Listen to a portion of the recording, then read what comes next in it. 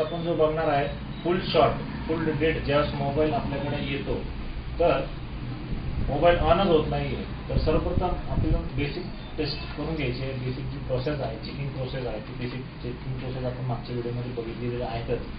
तर या व्हिडिओमध्ये आपण ट्रेसिंग बघणार आहोत की कशामुळे कुठल्या सेक्शनला स्वॅम्पिंग आपल्याला मिळू शकते. तर साधारणतः आपण मागच्या सेशनमध्ये बघितलेले हा स्वॅम्पिंग कशामुळे मिळालेले आहे. हा व्हिडिओ पूर्णपणे शेवटपर्यंत बघा की तुम्हाला प्रोसेस कळेल की प्रॉपरली ट्रेसिंग कशी केली जाते मोबाईल रिलेटेडमध्ये आणि प्रत्येक पार्ट्स फुल टेस्टिंगच्या मार्फत कशी चेक केली जाते ते आज आपण या व्हिडिओ सेशनमध्ये बघणार आहोत. तर बघूया. तर आता आपण बघणार आहोत की मी इथं बॅटरी कनेक्टर सेक्शन बनवलं आहे.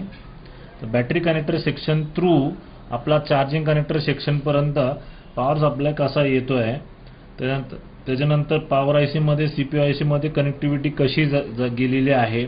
तर आपण लाईव्ह मोबाईल मध्ये बघणार आहोत या लाईव्ह पीसीबी बोर्ड मध्ये बघणार आहोत की बॅटरी कनेक्टर पासून चार्जिंग कनेक्टर मध्ये जो फ्लो आहे तो फ्लो कसा होतोय आणि त्याच्यानंतर ह्या सगळ्या कंपोनंट्स वाया हे सप्लाय कसा फ्लो होतोय कूल टेस्टिंगच्या मार्फत आपण आज बघणार आहोत. ठीक आहे. तर सर्वप्रथम बघणार आहोत आपण बॅटरी कनेक्टरवर जो आपल्याला व्होल्टेज अपेक्षित आहे. बॅटरी कनेक्टरवर जो आपल्याला व्होल्टेज अपेक्षित आहे कूल टेस्टिंग मध्ये तो आहे किती 300 to 600 ओम. तर आपण इथं बघणार आहोत तर तेवढा व्होल्टेज आपल्याला मिळतोय का 300 to 600 तर तो आपल्याला व्होल्टेज इथं मिळत आहे.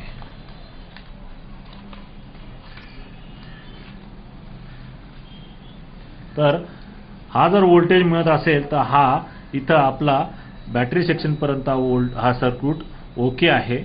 आणि इथून पुढे आपण बघणार आहोत तर इथं R220 रेजिस्टर येतो इथं. तर बॅटरी कनेक्टर पासून ते या रेजिस्टर पर्यंत व्होल्टेज येत आहे का म्हणजे याची कंटिन्युटी इथं मिळत आहे का नाही ते आपण इथं चेक करणार आहे.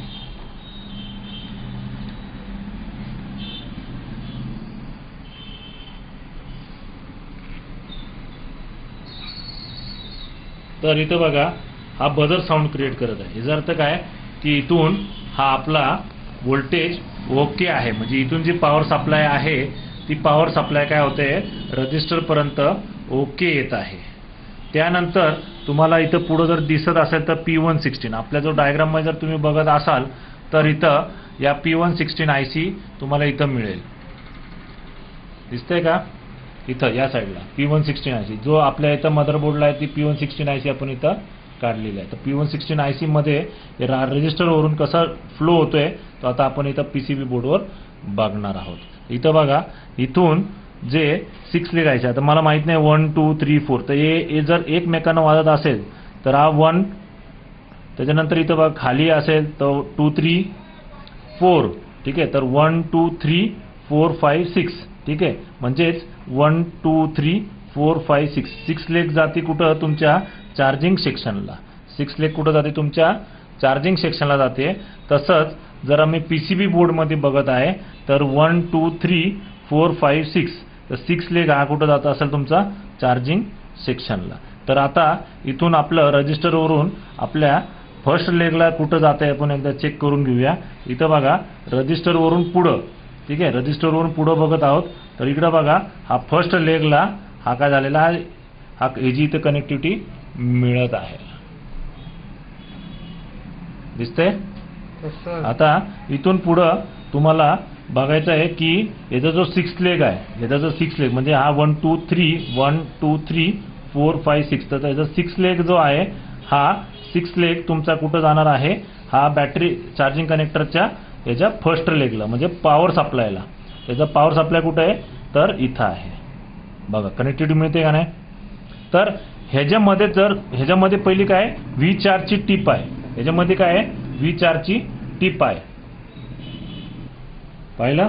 तर या V4 च्या टिप पर्यंत करंट पोहोचत आहे. जर तुम्ही इथून V4 च्या टिप वरून जर क्लिक केला आणि मागं जर इथं कनेक्टिव्हिटी जर मिळाली तर तुम्हाला इमिडिएटली कळेल जसं की हा बोर्ड लाईव्ह कंडिशनमध्ये आहे. म्हणजेच काय, बॅटरी कनेक्टर पासून ते चार्जिंग कनेक्टर पर्यंत हा सर्किट जसं की आपण बघितलेला आहे हा डायग्राम मध्ये. तर बॅटरी कनेक्टर पासून रजिस्टर पासून ही P116 ची आयसी PT116 ची आयसी आहे. या 116 च्या आयसी वरून या चार्जिंग सॉकेटला व्होल्टेज येत आहे. हा सेक्शन तर तुम्हाला चेक करायचा आहे. दुसरा सेक्शन असा आहे की बॅटरी कनेक्टर वरून सुद्धा तुम्हाला कॅपॅसिटरला रीडिंग जाते. जसं की आता इथं बघूया, आता इकडे बघा, बॅटरी कनेक्टरवरून तुमचं सप्लाय कुठं पहिले जाणार आहे, तर या कॅपॅसिटरला जाणार आहे. प्रत्येक कॅपॅसिटरला तुम्हाला काय होणार आहे, याचं बघा व्होल्टेज फ्लो होणार आहे. आलं लक्षात.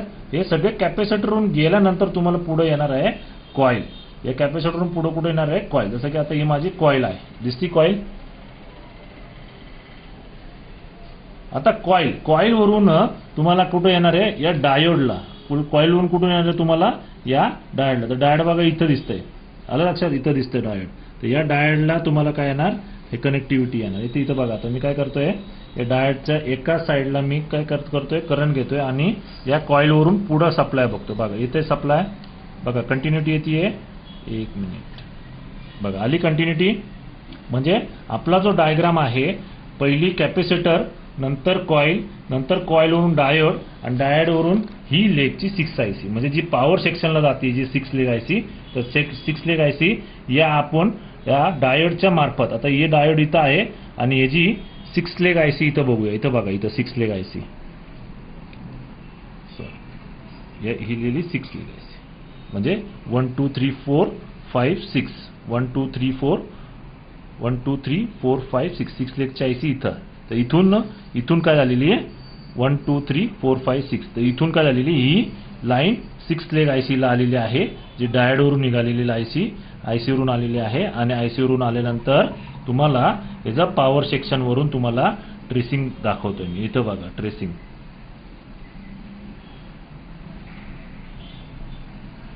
हा डायोडवरून इकडे बघा, कंटिन्युटी आली.